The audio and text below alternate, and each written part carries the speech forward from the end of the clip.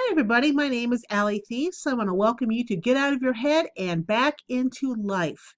This is a Soul Terrific webinar by, well, me, Allie Theiss.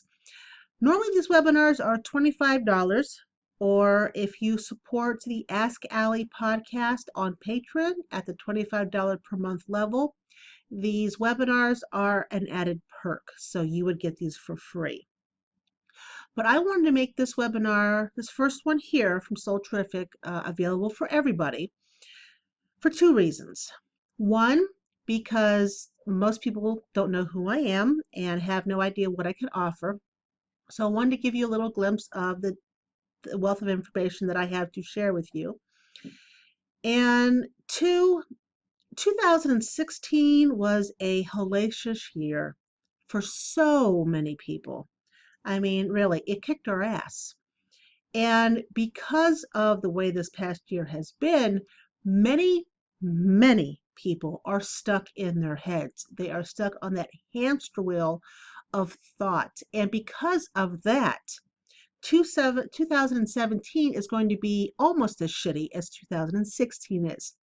And I do not want that to happen to you. I want you to have a wonderful and super kick-ass 2017. I just do. Everybody deserves that, and you most certainly deserve it, and I want to help you get there. So that is why, those two reasons, that I am making this first webinar for Soul Terrific for free. So I hope you enjoy it, and I hope you can take some of the information out of here and use it in your life. Now, with all of my webinars, and if you've known me for a while from the Ask Allie podcast, you'll already know this, I have a lot of cats and a few dogs and a kid. And life over here gets messy. It gets complicated. It gets noisy. It interrupts me frequently. And because of this, well, I interrupt the webinar. I don't stop it. I deal with whatever it is I have to do, and I come back, just like I do the Ask Allie podcast. Because you know what? Life is messy. And if you and I were sitting down here at my table drinking coffee or having a beer, these things would be going on around us. It's just the way life goes. Life is not neat and tidy and in a package. And although many people that I admire and I follow do have polished videos and they're edited and everything's just perfect, I know that's not the way life goes. And in what I do for a living, besides writing my books, but helping people, I mean, I deal with life and I deal with the messiness of life. And my podcast and my webinars will reflect that. They will reflect how my life is going and the interruptions that follow. So there'll probably be something going on while I'm doing this webinar. And this webinar, by the way, this recording here is not live. I tried to do the live version, and I did. I did do a live version, had a good time, but the platform I used and the recording software that I used, we didn't get along. We just didn't. And halfway through, my microphone would not stay on for me to record and do the webinar. So I had to turn the microphone off, or the recording off, so that I could keep going live with the webinar. So I'm re-recording this without anybody else around besides my animals. There's somebody here, to ask me questions, so that you could have this webinar. Otherwise, you'd have the shithole mess that I had earlier, and I don't want to give you that. So, if you don't know who I am, obviously I'm Allie, and I have been helping people all of my life. I'm 49 here in 2016. I will be 50 in 2017. I cannot believe it, but I will be. And I was doing intuitive readings for people ever since I was in single digits. I loved helping people that way. And in 2016, I realized it's not the direction I wanted to go anymore. I didn't want to do readings for a living. So I shelved the readings. Now the only way you can get a reading from me is if you subscribe to the Ask Allie podcast. I will do readings on there.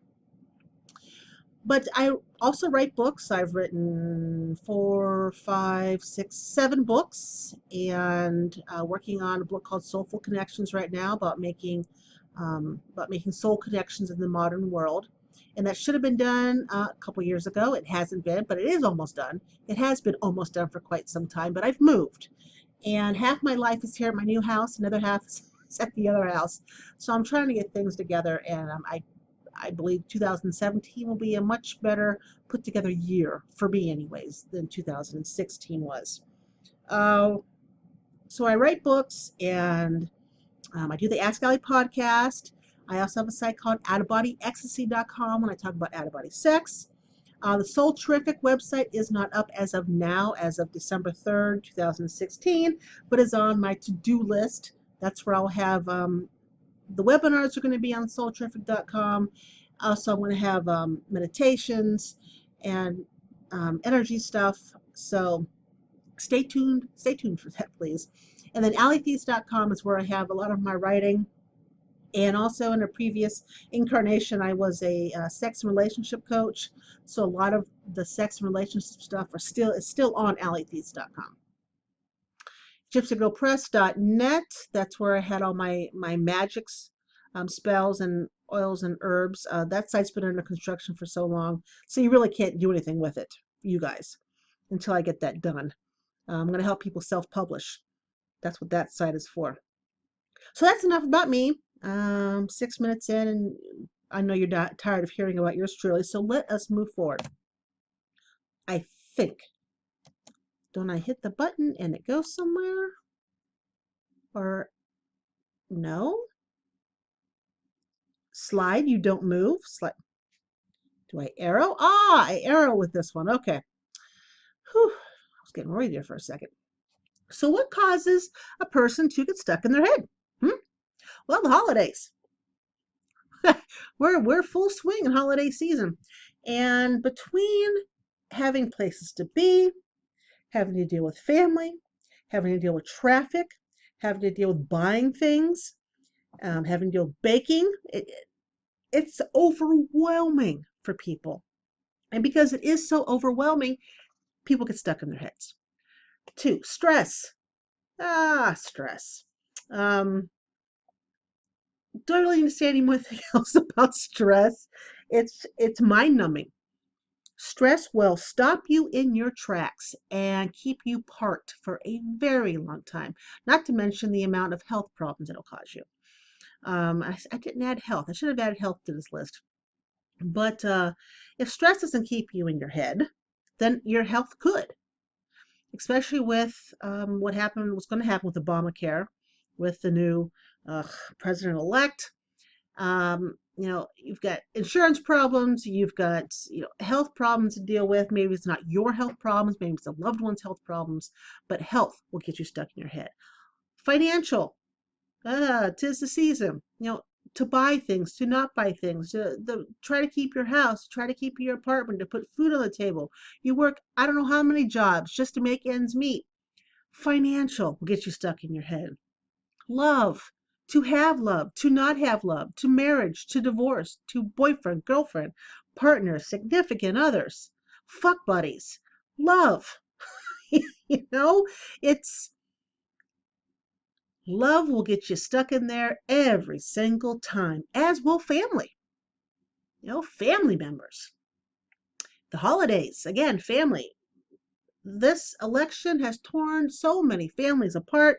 I just can't even begin to talk about everyone who's come to me and said, hey, guess what's happened? So family will get you stuck in your head. Work. You work in one job, you work in 2 jobs, you work in 3 jobs, you got your own business. You're always wondering what if, and the boss and the raise and money, and I got to get all this done. There's not enough people, I don't have enough hands, I don't have enough hours. So you got work, right? You've got mistakes. Hell, we're all human, we all do them. Mistakes you've done, mistakes you can't stop thinking about, mistakes. Uncertainty. Now, uncertainty when you're a kid, it's kind of fun, isn't it? Uncertainty about who your teacher's going to be, about who you're going to sit next to, about who your next boyfriend or girlfriend's going to be, huh? How about uncertainty about opening a gift? What's in that box? You shake it and you rattle it. It's exciting. It's uncertain. We're happy about it. As an adult, not so much. Uncertainty makes us queasy. makes us fearful. It gets us stuck in our heads. And last but certainly not least, friends. You know, friends, they can be your greatest asset or your greatest curse. Kind of like kids sometimes. But friends, things happen. You get into fights, you loan them money, they loan you money. Opposite political views, you move in different parts of the country, different jobs, different lifestyles. You're single, they're married. Friends, they can very easily cause you to get stuck in your head. So now, signs that you are stuck in your head. Anger. Oh my God. There's a lot of things that make us, angry. But when anger, whether it's a slow burn or a quick fuse, anger, that's right, Lucky. Anger means you are stuck in your head. Something is gnawing at you and you're thinking about it over and over and over again.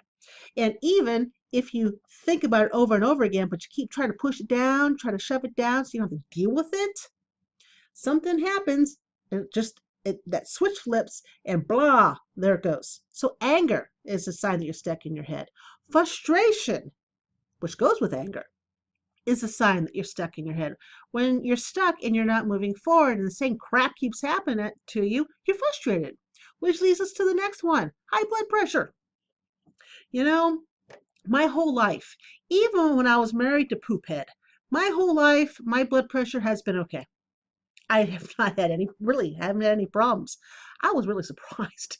But starting in 2015, when the financial parts started happening with me and I was losing my house and blah, blah, blah, I got stuck in my head. And when I got stuck in my head, my blood pressure went through the roof. I actually got put on high blood pressure medication. I could not believe it. I could not believe it. Could not believe it. And to this day, I still can't believe it. I'm still on it because now I'm scared not to take it. But I most certainly am not still in my head as I once was. I find myself still jumping in, but as I will go with you in a few moments, I've learned how to pull myself back out. But high blood pressure, roadblocks. You keep doing stuff over and over again, keep running into that wall, is your head getting bruised? Well, roadblocks. You're stuck in your head. Are you moving backward? Did you take one step forward and someone drop kicked your ass seven steps back? You're in your head. Loneliness. Really, loneliness honestly is a state of mind because none of us are ever actually alone. Hence my book, Soulful Connections.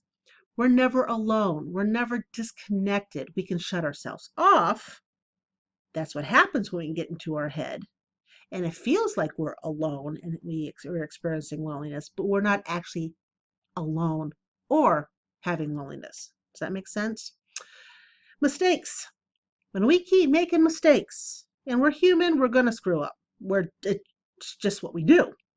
But if you keep making mistakes over and over and over again, you're stuck in your head. It's like when I'm driving my bus and say I'm turning a corner and I accidentally hit the curb.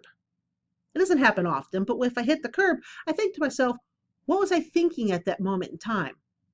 Because I always look at my mirror. I know where to look to make sure I do not hit the curb. So if I'm hitting the curb, that means I'm not looking at that mirror. And if I'm not looking at that mirror, that means I'm stuck in my head thinking about something else. And it usually is, I heard about the traffic down the street. What am I going to do there? Type of thing. But mistakes. Uncertainty. Again, from previous. Uncertainty as a kid, we are a happy little camper. Uncertainty as an adult, oh hell no. We do not jump up and down and do the hula dance. We want to get in a nice little ball, hide underneath our covers, and stay in that fetal position like forever. Right? Uncertainty. When you are constantly scared about uncertainty, you're stuck in your head because you're what-ifing everything, right? And then next, worry. If you're worrying all the time, you're stuck in your head. Worry is a waste of your creative power because worry means you are drumming up crap that hasn't happened yet. But you're drumming it up, and you know what? When you're drumming it up, you're feeling it. And when you're feeling it, you drum more up, and then you're feeling it, and then you drum more up. You see the cycle? It's the hamster wheel. So worry. And lastly, nothing changes. It's like, yeah, life is crap, and I'm doing blah, blah, blah, blah, but I'm still, you're still there. You're stuck in your head. Because if you were doing blah, blah, blah, you wouldn't be, you'd be going, yeah. There's a difference.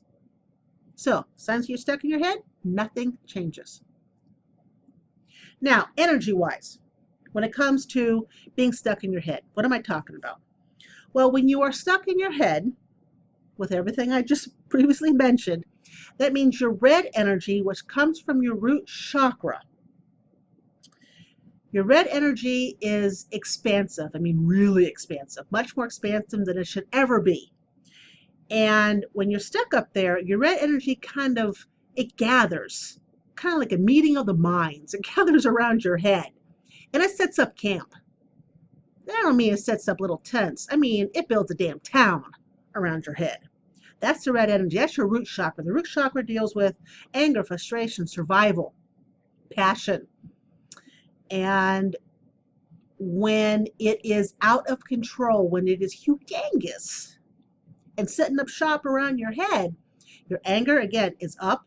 Your frustration is up. Your need for survival, you're in survival mode, is like off the charts. And because of all this, you are stuck in your head. Your passion, which should be a passion for life and a passion for sex and for loved ones, that passion gets inverted. And then you have a passion for being stuck in your head. It's a horrible, horrible way to live. And when your red energy is completely out of control with your root chakra, your yellow energy, which is all about confidence and self-esteem, that shrinks to a little dot. It's like nothing there. The red energy beats the hell out of the yellow energy. It's like, Yellow energy is dead. You know? Have you seen the picture on Facebook? It says if you're having a bad day, just think this kid played grass in his school play. And it shows this little kid in this green outfit, and he's just laying limp on his stage because he's playing like a bed of grass, a lawn. So that's what yellow energy is like. It's like the kid playing the grass. It's just limp and just hanging there. It's not doing anything when your red energy is out of control. Now, I talk about the red energy quite a bit in that PDF that you should have. I do not talk about yellow energy at all in the PDF, and let me tell you why. Because when your red energy is in control, when it is within normal levels, your yellow energy automatically shines. It comes out, it does the happy dance. So there really is no need to ramp up your yellow energy if your red energy is out of control, because it's not going to matter. Red energy is in control, the yellow energy automatically shines. Okay? Okay. So, when you're in your head, when everything I mentioned is happening to you, you're stuck, you're making mistakes, you got roadblocks, you got high blood pressure, you're angry quite a bit. How do you make a fast recovery? How can you do an in the moment turnaround? I call it the CAR method. CAR is for conscience, acknowledge, and redirect. You need to be conscious of your thoughts. Okay? You need to acknowledge that you're having those thoughts and acknowledge how you are feeling with those thoughts. And if you're stuck in your head, it's probably pretty crappy thoughts. Okay? Very, very few times you get stuck in your head with happy, happy-go-lucky thoughts. Okay? If you're stuck and not moving forward and your red energy is out of control, it's crappy thoughts. So acknowledge that you're thinking the thoughts and that they're crappy. It makes you feel crappy. And then you want to redirect. You want to redirect into a more pleasant thought that makes you feel good. For example, we'll go talk about my house that I lost. That still pains me in the chest because I still got cats at the other house. I have not been able to get over here. When it does enter my head, and it still does. I have to be consciously aware that yes, I am having thoughts about my previous house. Then I have to acknowledge, yes, I am having those thoughts, and it makes me feel horrible. It does. I cry every time. So I have to acknowledge that it makes me feel horrible. And then I have to redirect into my new house and the fact that I'm out in the country and that I'm surrounded by farmland and woods. That makes me smile. It does. It makes me smile. I've got 80 acres, a big house. I'm renting. So if anything goes wrong, I pick up the phone and I call, and I was able to bring all my animals with me. That makes me smile. That makes me feel good. So I redirect. I stop thinking about what is just horrible. I acknowledge it. Yeah, I am thinking about it, but I'm going to redirect it into something really good. And I do that every single time. I make a fast recovery.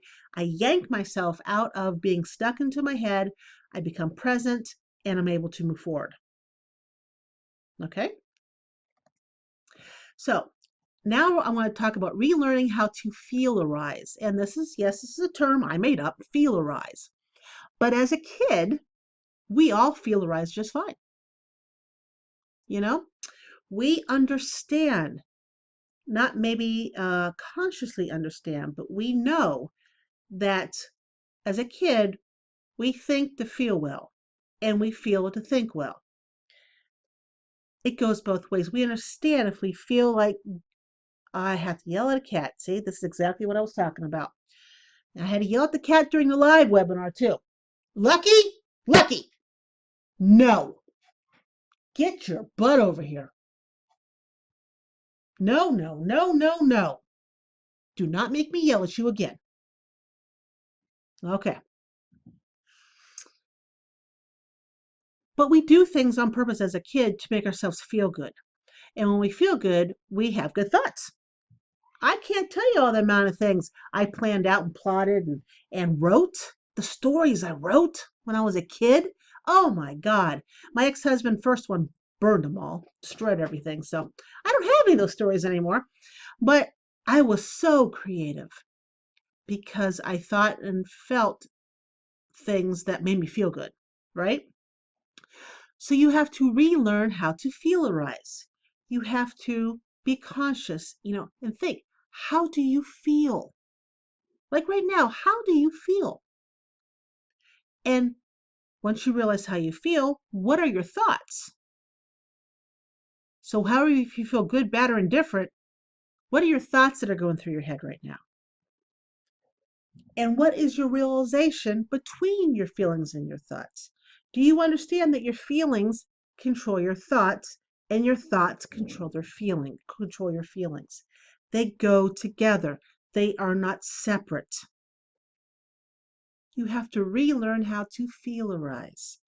And it's being conscious in the now and realizing how you feel and what you're thinking about at that time. Feeling and thoughts go together. All right? Now, steps for a lifelong reprieve from the hamster wheel of thoughts. And I say reprieve because the hamster wheel, well, guys, it's self-punishment. It really is. It's a self-punishment. It's you being shitty to yourself. It really is. You need to work on being conscious in the now and off autopilot, right? If I don't want to put this, if you're not moving forward, you need to pay attention how you feel. If you're not moving forward, I'm going to bet you're feeling pretty crappy. Because if you are moving forward, you're not going to feel crappy. It's the way it goes. You cannot keep negative or bad feelings from entering your mind. You just can't. You're a human being, right? But what you can do is you stop the self-sabotage. The way we think and the way we feel for ourselves, we would never take that kind of crap from somebody else. If I had someone come up to me and say, man, Allie, you are such a blankety blank loser. You got a big L on your forehead. Loser. You ain't worth crap. Your stories suck. You help nobody. You just mouths to just crawl into a hole and stay there. If somebody would tell me that, I'd tell them, I should have put the warning in front of this. I would have cussed a lot during this. I would tell them to fuck off. I would. And I've told many people that this past year. I have walked away from a lot of friendships and a lot of family members just because they make me feel like crap and I'm just not going to do it.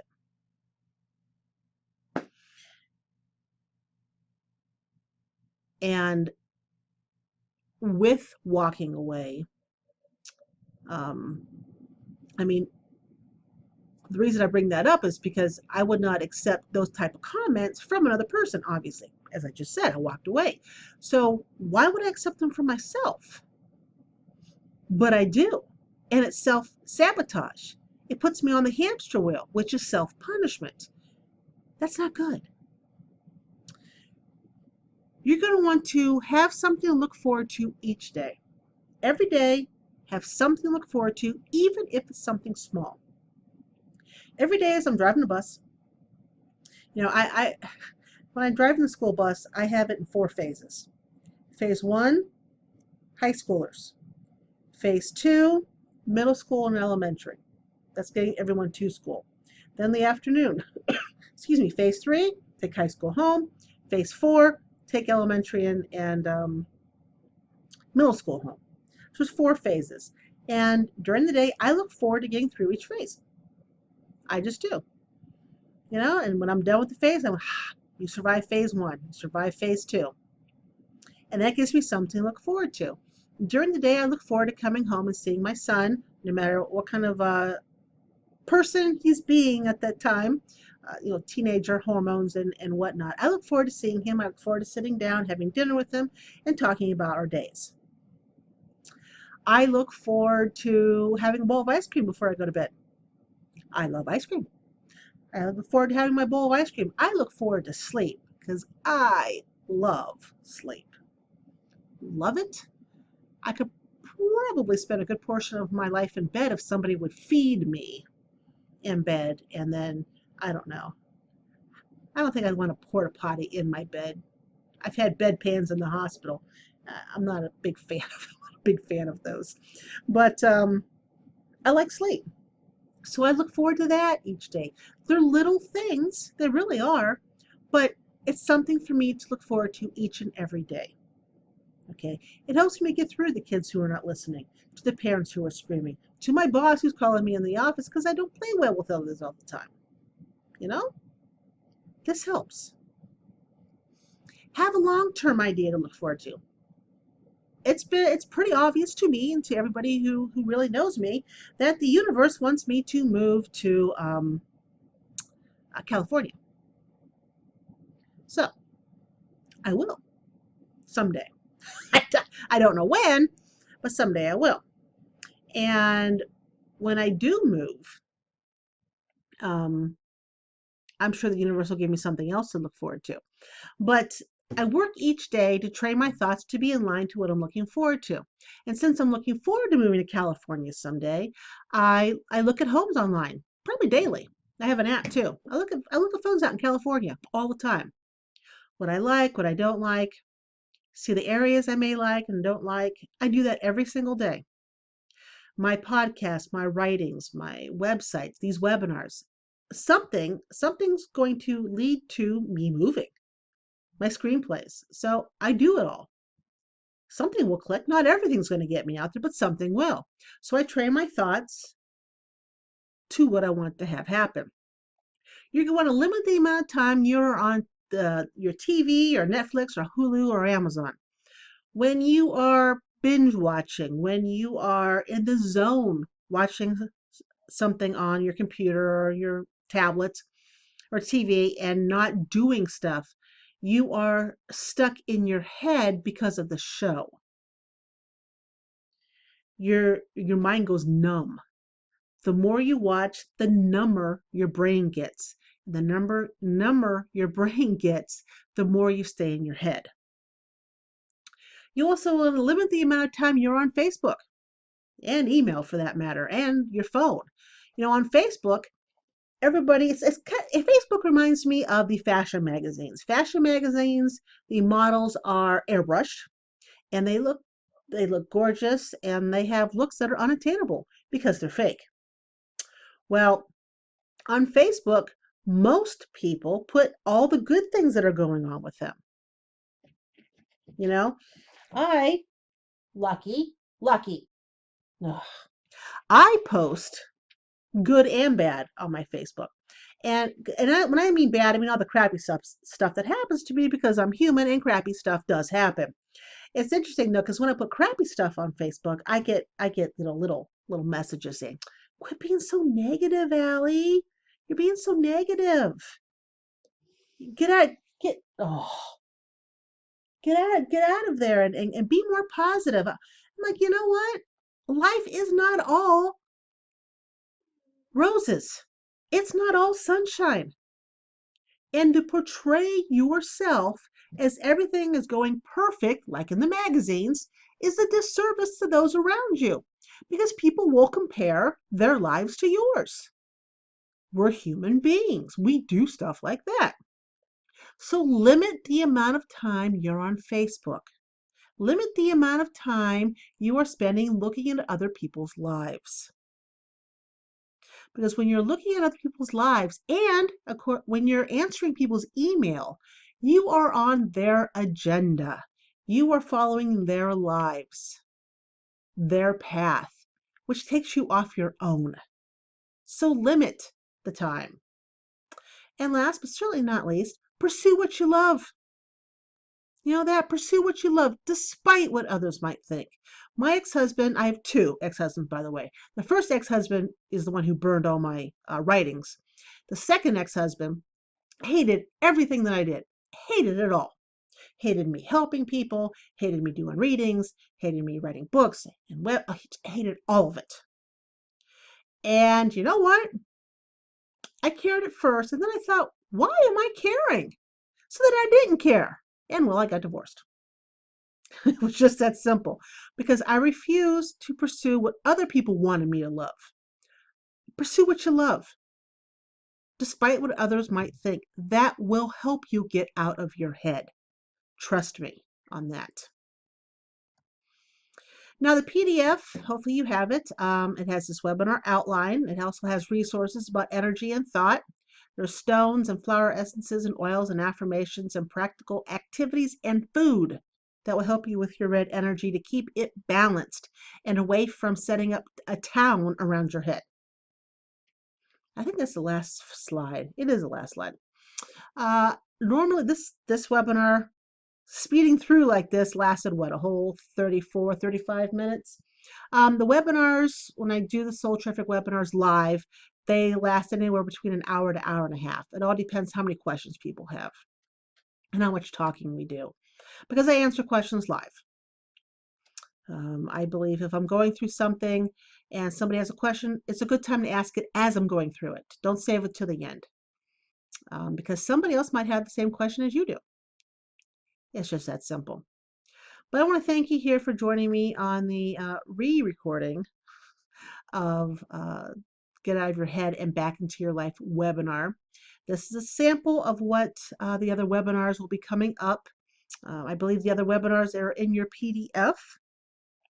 I have them lined up through May. I'm not quite sure if I'm going to do any in June and July, just because it's summertime and people are out and about and doing things. But we'll see. We'll see. The link is also in there if you'd like to support the Ask Allie podcast on Patreon. If you have not heard of the Ask Allie podcast, go to askalliepodcast.com and you'll see links to get it on iTunes or Stitcher. I've been doing it now for 13 years and I have a lot of fun doing it. So I hope you join me on there as well. Thank you so, so much for listening to me and for following along with what's going on here. And I wish you all the very best. If there's something I can do to help you out, let me know. You can get a hold of me at one of my many websites. You guys take care of yourselves, and we'll talk soon. I'm sure of it. Take care, guys. Bye-bye.